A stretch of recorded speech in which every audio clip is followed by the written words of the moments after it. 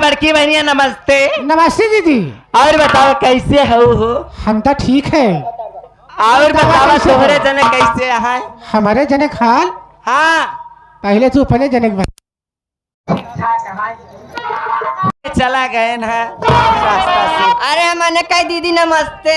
नमस्ते। और बताओ कैसे हो? हम तो ठीक है, अपन बताओ। देखे कनवे जगत हो गया हमार का है कुछ समझे में नहीं आवत। और बाटू ठीक ठाक? और ठीक ठाक बाटी बहनी अपन बतावा कैसे हो? हम तो ठीक है। और बताओ तोहरे जने कैसे हन हो? हमारे जने भाग गए। नमस्ते। नमस्ते। अरे हम कह भाई दीदी नमस्ते। नमस्ते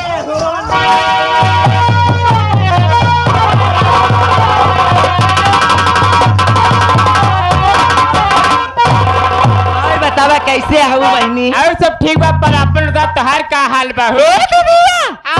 ऐसे मने कहावत में कहे कि माई मरे धिया बदे धिया राल मारे मोट के भतारे बदे।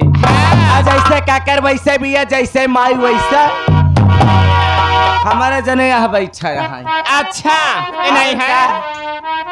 और बाटू भले। हाँ दीदी सब बढ़िया। नमस्ते। अरे मैंने बोली सपना दीदी नमस्ते। नमस्ते। और बता कैसे हो? आप ठीक अपन पहले कैसे बात बाटी भले। ए दीदी आ मैं आपसे कुछ जानना चाहता हूँ। हमसे? हाँ। हमसे न पूछा ते इनसे पूछा। वो क्या बताइए? ये नहुस न पूछा हो जौन दादा बैठा है जकरे कपारे बार न मुँह दांत न पेटे आत न उनसे पूछा। उनसे कब पूछा जावे? तब कैसे पूछबू? तो उनसे पूछो ही है। चश्मा वाले से ना। अरे मोरे बाप रे।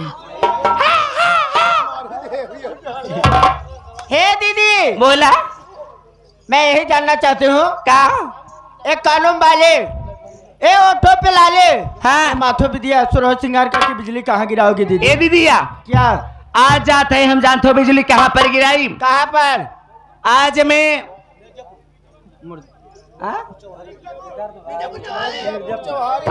मिर्जापुर चौहारी में जात है। क्या करे हो?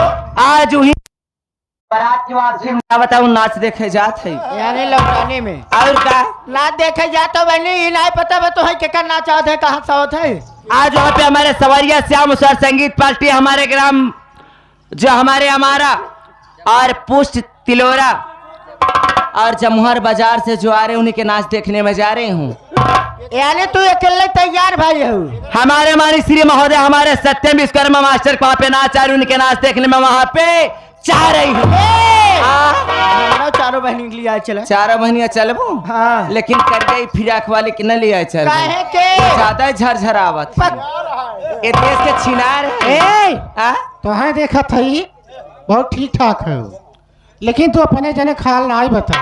ए दीदिया का हमरे जने एक जी ने पूछा हो का है बारे? पहले तू अपने जने खाल बतावा तनी अपने दुल्हा खाल बतावा कैसे बीतता है।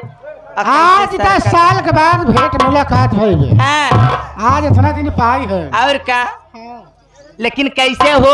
बड़ा पियक्कड़ है। सुना तोहर दुल्हा पियक्कड़ है कैसे बतावत हो?